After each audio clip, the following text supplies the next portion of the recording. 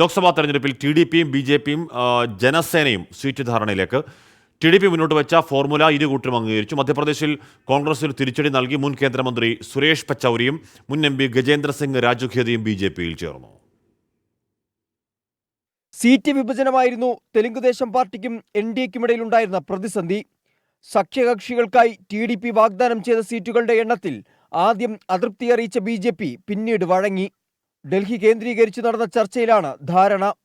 TDP മുന്നോട്ട് വെച്ച formula സഖ്യകക്ഷികളായ BJPയും ജനസേനയും അംഗീകരിച്ചതായാണ് വിവരം. ആന്ധ്രാപ്രദേശിലെ 25 ലോക്സഭാ സീറ്റുകളിൽ 8 സീറ്റുകളിൽ മാത്രം ജനസേനയും BJPയും മത്സരിക്കാനാണ് സാധ്യത. നിയമസഭയിൽ ഇരു പാർട്ടികൾക്കും 28 മുതൽ 32 വരെ സീറ്റുകൾ ലഭിക്കും. ബാക്കി സീറ്റുകളിൽ TDP മത്സരിക്കും. ലോക്സഭാ തെരഞ്ഞെടുപ്പിൽ NDA 400 മുകളിൽ സീറ്റുകൾ നേടണമെന്നാണ് പ്രധാനമന്ത്രി നരേന്ദ്രമോദി ആഹ്വാനം ചെയ്തിരിക്കുന്നത്. ഇതിന്റെ ഭാഗമായാണ് BJP സഖ്യസാധ്യതകൾ തേടുന്നത്.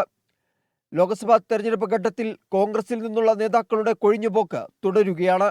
ഭോപ്പാലിൽ മുതിർന്ന കോൺഗ്രസ് നേതാവും മുൻ കേന്ദ്രമന്ത്രിയുമായ സുരേഷ് പച്ചൗരി, മുൻ MP ഗജേന്ദ്ര സിംഗ് രാജുഖേദി, പാർട്ടിയുടെ മുൻ MLAമാർ ഉൾപ്പെടെ നിരവധി പേർ BJPയിൽ ചേർന്നു. 24 ഡൽഹി.